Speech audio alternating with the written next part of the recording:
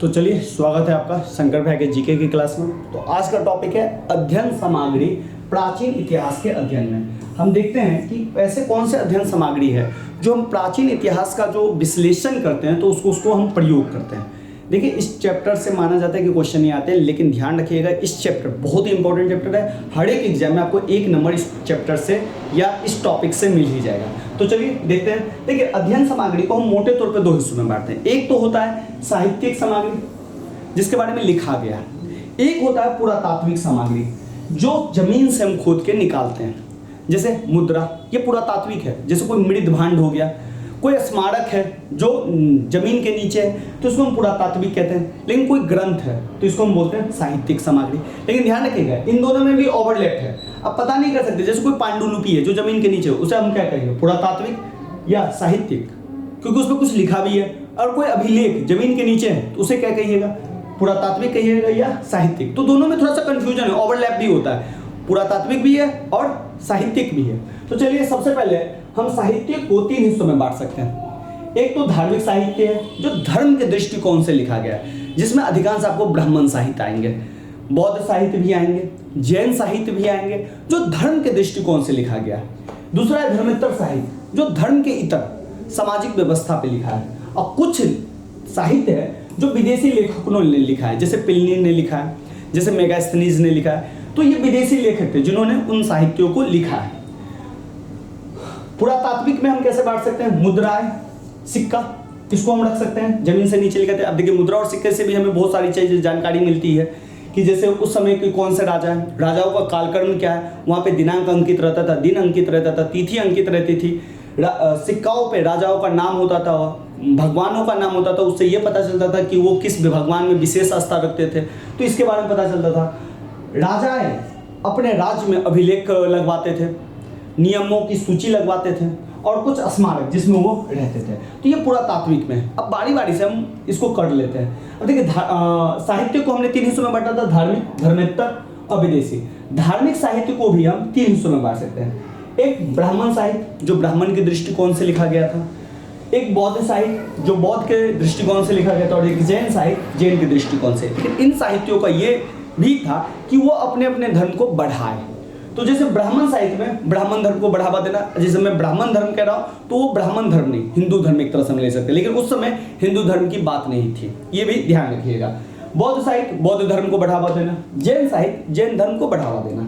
तो चलिए ब्राह्मण साहित्य में मोटे तौर पर वेद लेते हैं, ब्राह्मण ग्रंथ ले लेते हैं, आरण्यक ले लेते हैं, उपनिषद ले लेते हैं, वेदांग ले लेते हैं, उपवेद ले लेते हैं, षट दर्शन ले लेते हैं जिसमें 6 दर्शन प्रमुख है, महाकाव्य ले लेते हैं जिसमें रामायण और महाभारत के बारे में हम जानते हैं, पुराण ले लेते हैं और स्मृति ले लेते हैं। अब देख लेते हैं बारी बारी से इसमें क्या क्या आता है। जैसे वेद में आपका आता है 4 वेद, ऋग्वेद, यजुर्वेद, सामवेद, अथर्ववेद। वक्त के साथ साथ धीरे धीरे जब लेक्चर आगे बढ़ेगा तो हम इन सब के बारे में प्योरली डिस्कस करेंगे, बढ़िया से डिस्कस करेंगे। ब्राह्मण ग्रंथ में आता है क्या, ऐत्रेय ब्राह्मण ग्रंथ, कौशिकी ब्राह्मण ग्रंथ, गोपथ ब्राह्मण ग्रंथ। आरण्यक में भी आता है तैत्तिरीय अरण्यक, मैत्रेयानी अरण्यक। उपनिषद में आपके आते हैं छांदोग्य उपनिषद, कठोपनिषद, बृहदारण्यक उपनिषद। इसी तरह वेदांग में आता है आपका शिक्षा, कल्प, व्याकरण, निरुक्त, छंद, ज्योतिष। ये टोटल 6 वेदांग है। उपवेद में आपके आ जाते हैं आयुर्वेद, धनुर्वेद, गंधर्ववेद, शिल्पवेद। छठ दर्शन में आपका आता है सांख्य, योग, न्याय, वैशेषिकी, पूर्व मीमांसा, उत्तर मीमांसा। महाकाव्य में आपके 2 महाकाव्य इंपॉर्टेंट है, एक रामायण है और एक महाभारत है। पुराण में बहुत सारे पुराण हैं जिसमें विष्णु पुराण, भागवत पुराण, शिव पुराण, गरुड़ पुराण इंपॉर्टेंट है। स्मृति में आपकी मनुस्मृति बहुत ज्यादा ही इंपॉर्टेंट है, इससे बराबर क्वेश्चन पूछा जाता है। नारद स्मृति भी है, याज्ञवल्क्य की स्मृति भी है। तो ये कुछ इंपॉर्टेंट स्मृति है। इसी तरह हमें बौद्ध साहित्य में पढ़ना है त्रिपिटक जिसमें 3 पिटक है। फिर एक मिलिंद पानु है, जब राजा मिलिंद और नागसेन के बीच में जो वार्तालाप हुआ था इसके बारे में। बुद्ध चरित है, दिव्य वरदान है जो संस्कृत का है, और कुछ अन्य पुस्तक भी देख लेंगे जो बौद्ध साहित्य पे है। जैन साहित्य में भगवती सूत्र, कल्प सूत्र, भद्रबाहु चरित और अन्य कुछ देख लेंगे, लेकिन ये 3 इंपॉर्टेंट है, इसमें से ये 4 इंपॉर्टेंट है। इससे डायरेक्ट क्वेश्चन बनता है कि दिव्य वरदान कौन सा साहित्य है, ब्राह्मण साहित्य, बौद्ध साहित्य या जैन साहित्य। तो आप अगर यहाँ से थोड़ा थोड़ा अगर जानकारी जा रहा है तो आपको समझ में आएगा। कुछ क्वेश्चन आंसर आप ऐसे भी मार सकते हैं, सबको आप याद नहीं रख सकते, बट आपके कान में आना चाहिए कि ये चीज मैंने पढ़ा हुआ था।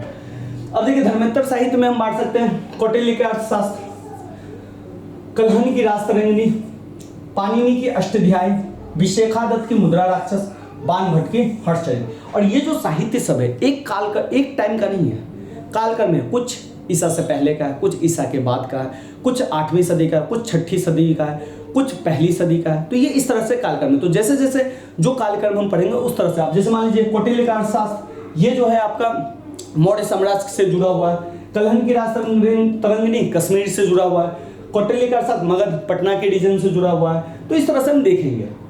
विदेशी लेखक में 3 तरह के विदेशी लेखक को हम बांटते हैं, एक यूनान और रोम से जो आए हुए थे या यूरोपीय हम बोल सकते हैं, एक जो चीन से आए हुए थे, ठीक है, और तीसरा हम रखते हैं अरबी लेखक जो सल्तनत काल में भारत में आए हुए थे। तो बारी बारी से इन सबको हम देख लेते हैं।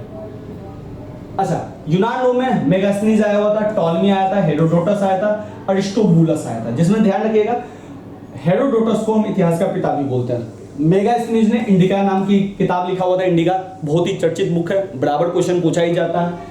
चीन में फाहियान, वेनसांग, तितिसिंग आया हुआ था चीनी यात्री में। और अरबी लेखक में देखा जाए तो अल सुलेमान, अल मुसूदी और इब्न बतूता आया हुआ था। ये सब हम पढ़ेंगे सल्तनत काल में। और भी बहुत सारे लेखक आए जिनको हम बारी बारी जैसे जैसे चैप्टर्स आगे बढ़ेंगे वैसे वैसे हम देखते चलेंगे। तो ये है मोटे तौर पर साहित्यिक। अब इसके बारे में थोड़ा इंपॉर्टेंट लाइन देख लेते हैं जो एग्जाम में बराबर पूछे जाता है। अब देखिए वेद की संख्या है 4 और ये है ऋग्वेद, सामवेद, यजुर्वेद और अथर्ववेद। जब हम वैदिक साहित्य या वैदिक काल पढ़ेंगे तो इसके बारे में हम डिटेल से जानेंगे। तो 4 वेद है। वेदांग देख लेते हैं। वेदांग जो है ये वेदों को सरल ढंग से समझाने का काम करते हैं। जो ब्राह्मण है वो समझ जाएंगे। अब जैसे मान लेते हैं कि हम लोग जो टीचर्स होते हैं या जो स्टूडेंट होते हैं वो बोलने का भाषा में ग्रामर का यूज करते हैं, क्या बोला जाता है, लेकिन जो नॉर्मल लोग हैं उनको ग्रामर नहीं बोलना आता है, उसको क्या लगाना है नहीं लगाना है उसको नहीं आता है। तो उसी तरह जो वेद है, जो वेदों का पाठ करते थे उन्हें पता था, लेकिन जो नॉर्मल लोग हैं उनको नहीं समझ में आता था। तो वेदों को सरल भाषा में जो लिखा गया उसी को हम लोग वेदांग बोलते हैं। अच्छा, ध्यान रखिएगा वेदांग की संख्या जो है 6 है। शिक्षा है, कल्प है, व्याकरण है, निरुक्त है, छंद है और ज्योतिष है। इन सब के बारे में इन सभी वेद में लिखा गया, तो इनको सरल भाषा में समझाया गया वेदांग के द्वारा। ब्राह्मण ग्रंथ की बात करते हैं तो वेदों को गद्य रूप में की गई सरल व्याख्या, ये जो है पद रूप में है, तो इसको जो गद्य रूप में जो सरल व्याख्या की गई वो ब्राह्मण ग्रंथ में की गई। ब्राह्मण ग्रंथ के बाद अरण्यक, इनकी रचना जो है जंगलों में की गई है। अरण्यक की रचना जंगलों में एकांत में बैठकर, और इसी को जो है अरण्यक को ब्राह्मण ग्रंथ का अंतिम हिस्सा माना जाता है, जिसमें ज्ञान और चिंतन की बात की गई है। ज्ञान और चिंतन की प्रधानता है, और ऐसा कहा गया कि ज्ञान जो है जंगल में एकांत में बैठ के ही हासिल किया जा सकता है। ये अरण्यक में बोला गया, आरण्यक में बोला गया। उपनिषद का अर्थ है गुरु के समीप बैठना। विद्या के लिए आप गुरु के समीप बैठते हैं, उसी को उपनिषद बोला गया। तो बहुत सारे उपनिषद हैं जिसमें से कुछ इंपॉर्टेंट उपनिषद भी है। अच्छा, ये याद रखिएगा उपनिषद को वेदांत भी कहा जाता है, वेदोकांत, वेदांत। उपनिषद की जो कुल संख्या है वो 108 है, और ये 108 संख्या आप जानते होंगे जो हम अपने आजीवक संप्रदाय में या आजीवक संप्रदाय बोले सनातन धर्म में जो 108 का जो गिनती है, शुभ गिनती है, वो यहीं से है। कुल संख्या 108 है। हम माला भी फेरते तो 108 बार फेरते हैं, तो ये सब संख्या जो है ना उपनिषद से आती है। अच्छा, एक चीज़ और ध्यान रखिएगा, जो हमारे यहाँ सत्यमेव जयते हैं, जो राष्ट्रीय वाक्य है, राष्ट्रीय आदर्श वाक्य है सत्यमेव जयते, वो हमने एक उपनिषद से लिया है, जिस उपनिषद का नाम है मुंडकोपनिषद। मुंडकोपनिषद, तो ध्यान रखिएगा। और ये जो मुंडकोपनिषद है सत्यमेव जयते वाला, कितने भी एग्जाम में आया है पता ही नहीं, बहुत सारे एग्जाम में आया है। अच्छा, ध्यान रखिएगा, इसी उपनिषद में यज्ञ की तुलना जो है टूटी नाव से की गई है। अब देख लेते हैं, श्री कृष्ण का सर्वप्रथम उल्लेख जो है छांदोग्य उपनिषद में मिल गया है।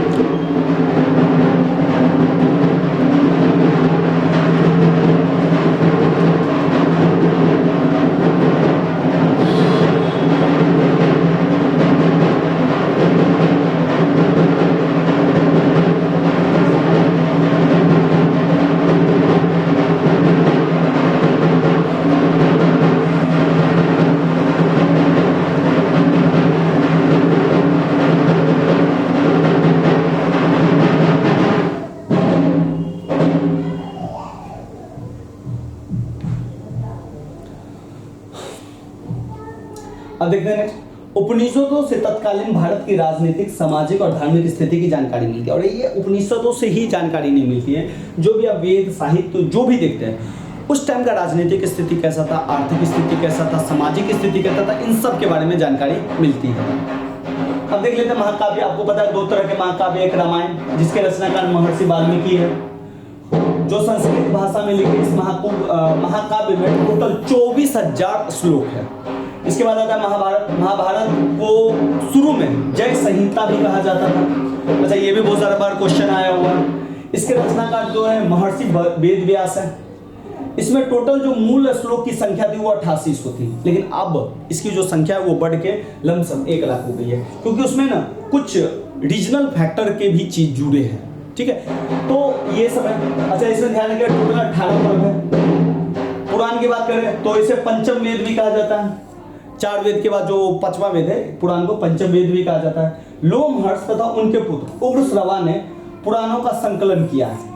लोमहर्ष और उनके पुत्र ने, इनकी संख्या जो 18 है। ध्यान रखिए उपनिषद की संख्या 108 है, इनकी संख्या 18 है। और ये एग्जाम में डायरेक्ट पूछा जाता है पुराणों की संख्या कितनी है, तो 18 है। इनमें मुख्य रूप से प्राचीन शासकों की वंशावली मिलती है। इसमें जो प्राचीन शासक थे, जैसे मगध साम्राज्य के कौन से शासकों ने, गुप्त साम्राज्य पे किन किन शासकों ने राज किया, उनके बारे में प्राचीन शासकों की वंशावली मिलती है। तो इससे हमें राजनीतिक घटनाक्रम के बारे में पता चल जाता है।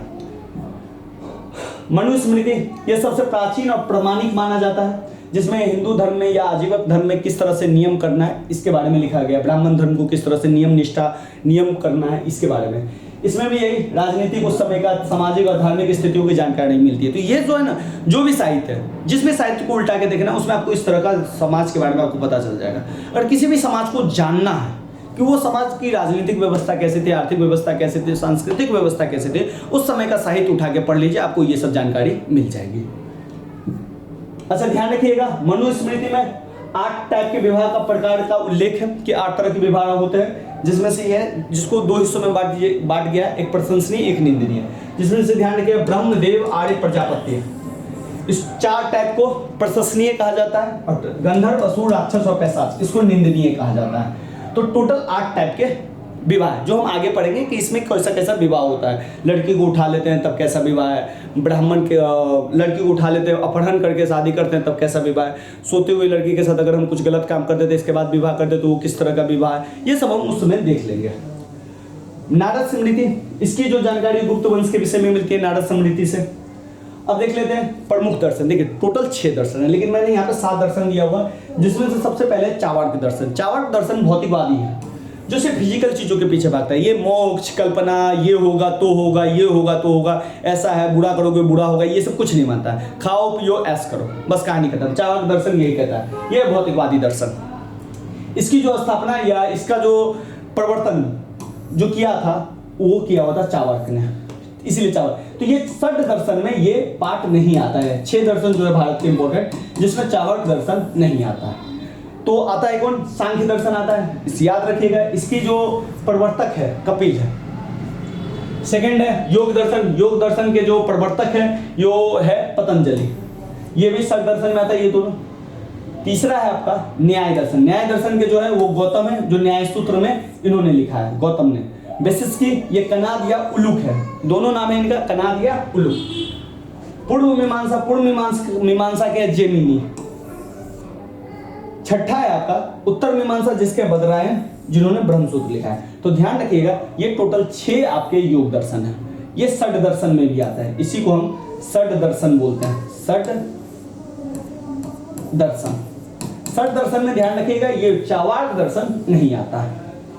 अब चलते हैं थोड़ा बौद्ध साहित्य के ऊपर भी थोड़ा सा नजर मिला ही लेते हैं। तो त्रिपिटक है, मिलिंद पानु, बुद्ध चरित्र, दिव्यावदान है, अन्य। तो देख लेते हैं बारी बारी से बौद्ध साहित्य के बारे में। सबसे पहले जातक कथा में जो है ना बौद्ध के जन्मों का वर्णन है। ये बौद्धों का एक पवित्र ग्रंथ है, जिसमें बौद्ध की जो पूर्ण जन्म की कथा है वो है। तो टोटल 550 कथाओं का एक संग्रह है कि बौद्ध पहले के जन्म में कैसे थे। इसमें महात्मा बुद्ध के पूर्ण जन्मों की कहानी है, पहले के जन्मों की कहानी है। अजंता की चित्रकारी पर जातक की कहानियां दर्शाती है। अजंता महाराष्ट्र में है, एलोरा की गुफा महाराष्ट्र में, अजंता की गुफा महाराष्ट्र में। तो उनकी दीवारों पे जातक कथा की ही कहानी को चित्रकारी के रूप में सजाया गया है। त्रिपिटक 3 पिटक है, ध्यान रखिएगा त्रिपिटक की भाषा जो है ना प्राकृत है। प्राकृत संस्कृत तो जो थी बहुजन्य की बहुजन्य नहीं अभिजन्य की भाषा थी, और प्राकृत और पाली भाषा थी आम लोगों की भाषा थी। जैसे अभी हम देख कह सकते हैं भारत में इंग्लिश जो है इलीट वर्ग की भाषा है, लेकिन नॉर्मल हिंदी तमिल है, कन्नड़ है, ये सब क्या है बहुजन्य की भाषा है, लोकल आर्ट। तो उसी तरह संस्कृत थी ना एलिट वर्ग की भाषा थी, और प्राकृत पाली जी थी वो बहुजन्य की भाषा थी। तो त्रिपिटक की भाषा क्या थी? प्राकृत थी। त्रिपिटक में 3 पिटक बहुत इंपॉर्टेंट है, सूत पिटक, विनय पिटक और अभिधम पिटक। मिलिंद पदों के बारे में बात करते हैं। ये यूनानी नरेश मिनांडर जिसको मिलिंद भी कहा जाता था और भिक्षु नागसेन के बीच में वार्तालाप है। नागसेन उनको कहते हैं कि आप कौन हो, क्या हो, कैसे आए हो। बाद में मिलिंद पन्नु जो है वो राजा की गद्दी छोड़ के भिक्षु बन जाता है। तो इसी की कहानी है मिलिंद पन्नु में। दीपवंश ये श्रीलंका सिंघल द्वीप जिसे कहा जाता था पहले श्रीलंका को के इतिहास पर प्रकाश डालने वाला ये बौद्ध ग्रंथ है दीपवंश। महावंश इसमें मगध के राजाओं का कर्मबद्ध से जानकारी दिया गया है। संस्कृत ग्रंथ में ललिता विस्तार है। बाद में इन्होंने भी पैसे और एलिट वर्ग बन गए तो इन्होंने संस्कृत में भी कुछ ग्रंथ लिखे, जैसे ललित विस्तार है। एक आपका दिव्यावदान है, इसमें सुंग एवं मौर्य शासकों के विषय में वर्णन है, और ललिता विस्तार ये दोनों ना संस्कृत का ग्रंथ है। तो ऐसा नहीं है कि मगध से बौद्ध ने सिर्फ प्राकृत भाषा में लिखा है, इन्होंने संस्कृत भाषा में भी लिखा है। तो शुरुआती जो अभी साहित्य है उनके वो है आपको प्राकृत भाषा में, बाद के साहित्य आपको मिलेंगे संस्कृत भाषा में। तो चलिए आपने देख लिया बौद्ध साहित्य भी, ब्राह्मण साहित्य भी। अब देखते हैं जैन साहित्य, भगवती सूत्र, कल्प सूत्र। अब देखिए जैन साहित्य में इसे आगम भी कहा जाता है। अच्छा ध्यान दीजिए, कई एग्जाम में डायरेक्ट पूछा गया है कि आगम किसे कहते हैं, जैन साहित्य को, बौद्ध साहित्य को, ब्राह्मण साहित्य को। तो ध्यान रखिएगा इन्हें आगम भी कहा जाता है। जिसमें आचरक सूत्र है, इसमें जैन भिक्षु किस तरह से विधि निषेध करेंगे, उनका नियम कैसा रहेगा, कोड ऑफ कंडक्ट कैसा रहेगा, इसके बारे में लिखा गया। भगवती सूत्र की बात करें तो इसमें महावीर स्वामी के जीवन और अन्य समकालिकों के साथ उनके संबंध कैसा है, यानी कि सिंपल सा बात है कि ये ऑटोबायोग्राफी है महावीर स्वामी जी की, और उनके जो समकालीन थे उनके साथ उनका कैसा था रहना, उनके संबंध कैसे थे। अच्छा ध्यान रखिएगा उस समय के टोटल 16 महाजनपद है, तो 16 महाजनपदों का जो उल्लेख है वो भगवती सूत्र में मिलता है। ये जब हम महाजनपद पढ़ाएंगे आपको तो उस समय आपको बताएंगे कि कौन से महाजनपद थे। अब चलते हैं थोड़ा धर्मेतर साहित्य। धर्मेतर साहित्य में आता है कौटिल्य अर्थशास्त्र, कलहन, पाणिनि, विशाखादत्त, बाणभट्ट और अन्य। तो देख लेते हैं सबसे पहले संगम साहित्य। अच्छा संगम साहित्य भी है। संगम साहित्य आपको देखा जाए तो संगम साहित्य जो है ये यहाँ पे चोल, चेर, पांडे राजे इनके बारे में देता है, यानी कि सुदूर दक्षिण के इतिहास के बारे में जो हमें सर्वप्रथम जानकारी मिलती है वो संगम साहित्य से मिलती है। इसमें ध्यान रखेंगे इसमें टोटल 30,000 पंक्तियां इनकी कविताओं में। कविताओं को 2 मुख्य भागों में बांटा गया, पर्टिनेंट कल्पनकु तथा पतुपातु। इसको 2 हिस्सों में बांटा गया। तो ये नाम ही आपको दिखे तो समझ जाइएगा कि संगम साहित्य है। अर्थशास्त्र ये कौटिल्य का अर्थशास्त्र है। कौटिल्य का नाम विष्णुगुप्त भी है, कुछ कौटिल्य भी बोलते हैं, जो संस्कृत भाषा में लिखा गया। और ये नाम है अर्थशास्त्र लेकिन भारतीय राजनीति पे लिखा गया पहला ग्रंथ माना जाता है इसे। ध्यान रखिए नाम है अर्थशास्त्र लेकिन लिखा गया है किसमें, राजनीति पे। और मैंने आपको बार बार बोला अभी फिलहाल लेक्चर में कि जो भी साहित्य है उसको उल्टाइएगा उस समय के साहित्य राजनीतिक, आर्थिक, सामाजिक, सांस्कृतिक दृष्टिकोण को आपको मिल जाएगा। तो इसमें भी आपको लमसम मिल ही जाएगा।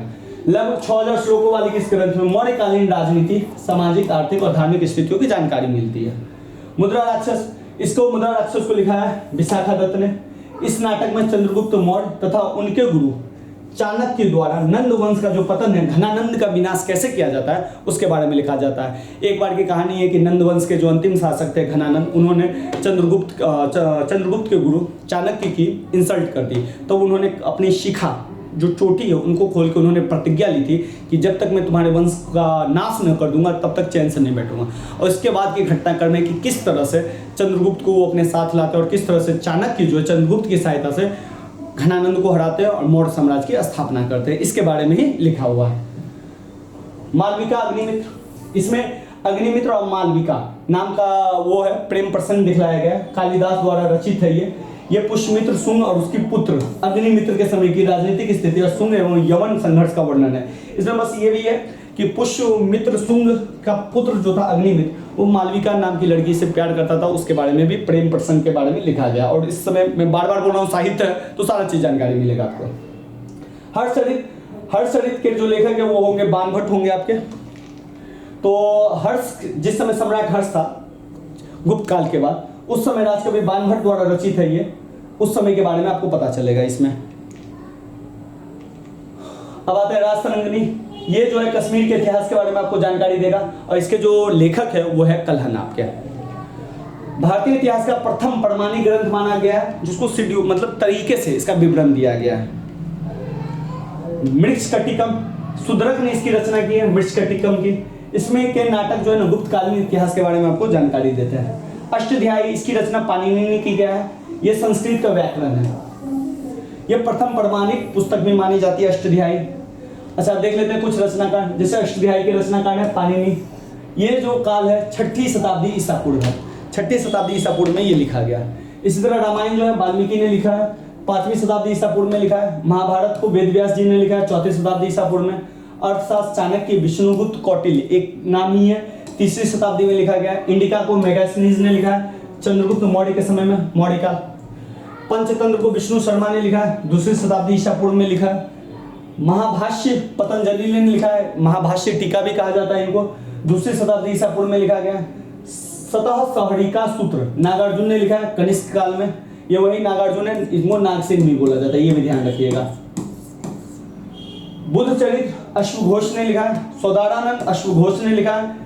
स्वप्न वासवदत्ता भास ने लिखा है। कामसूत्र वात्सायन ने लिखा है। कुमार संभव कालिदास ने लिखा है। और लास्ट अभिज्ञान शाकुंतलम भी कालिदास ने लिखा है। तो ये सब वक्त के साथ साथ धीरे धीरे हम पढ़ लेंगे, लेकिन अभी भी आप थोड़ा ध्यान रखिएगा इन सब चीजों को।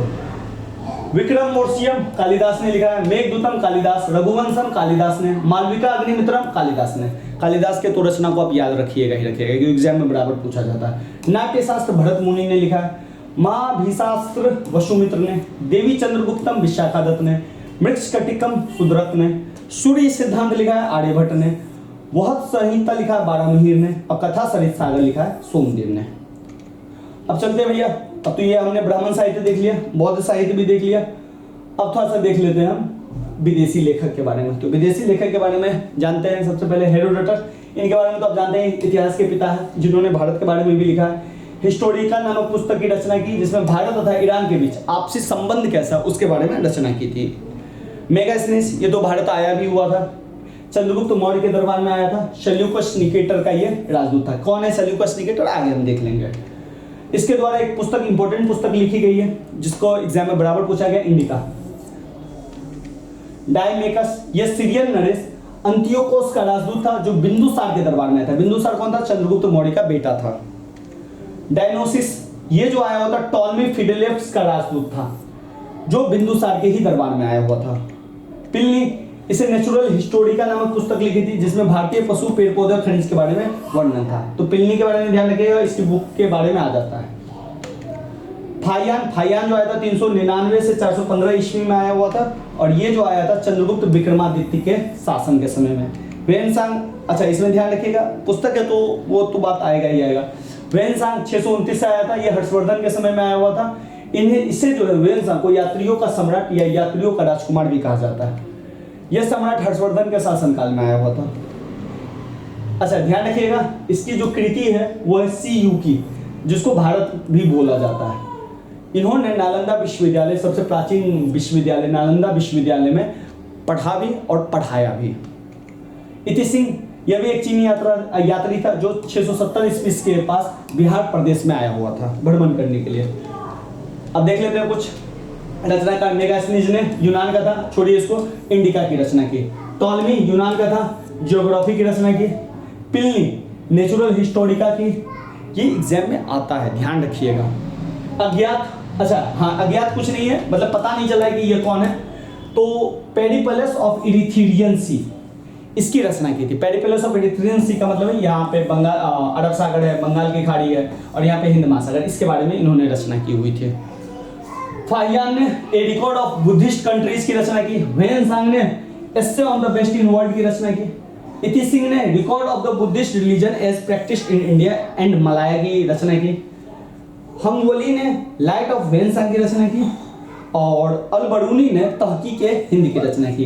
वक्त के साथ हम और भी रचना देख लेंगे। अब देख लेते हैं, सभी स्रोतों को मुख्य तौर पे हमने दो हिस्सों में बांटा था, एक साहित्यिक स्रोत, तो साहित्यिक स्रोत को तो हमने कंप्लीट कर लिया।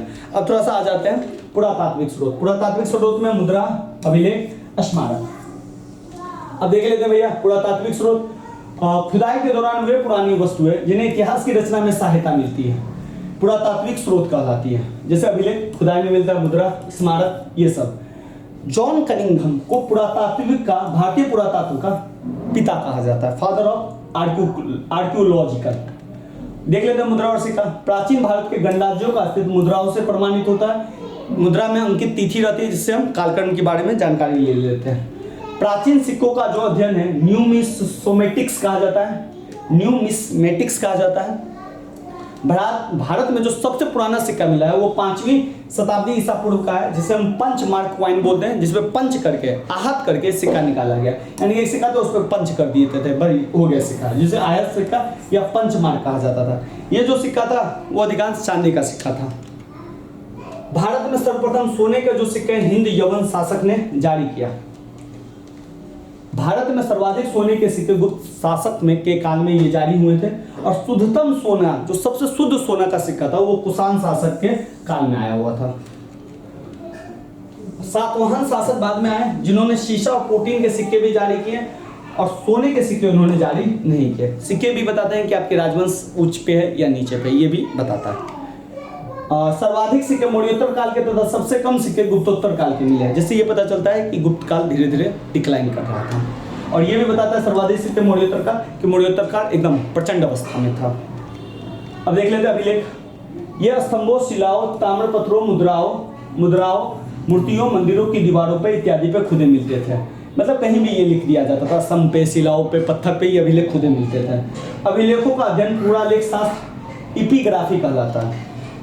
ध्यान रखिएगा, सिक्कों का अध्ययन न्यूमिस्मेटिक्स कहा जाता था और ये इपिग्राफी कहा जाता है। भारत का सबसे पुराना अभिलेख हड़प्पा काल का है, जो अभी तक पढ़ा नहीं जा सका। जब हम हड़प्पा सभ्यता पढ़ेंगे तो उस समय हम पढ़ लेंगे। प्राचीनतम पठनीय अभिलेख सम्राट अशोक का है, जिसे पढ़ने में 1837 में जेम्स प्रिस्प को सफलता मिली थी। ध्यान रखिएगा, सबसे पहला जो अभिलेख पढ़ा गया था जेम्स प्रिस्प ने पढ़ा था, अशोक का अभिलेख। अब कुछ प्रमुख अभिलेख देख लेते हैं। जूनागढ़, जिन्हें गिरनार का अभिलेख भी कहते हैं, यह सत शासक रुद्रागमन का प्रथम अभिलेख है, जो संस्कृत भाषा का सबसे लंबा और संस्कृत भाषा का सबसे पहला अभिलेख है। पहले प्राकृत भाषा में और पाली भाषा में अभिलेख लिखा गया था।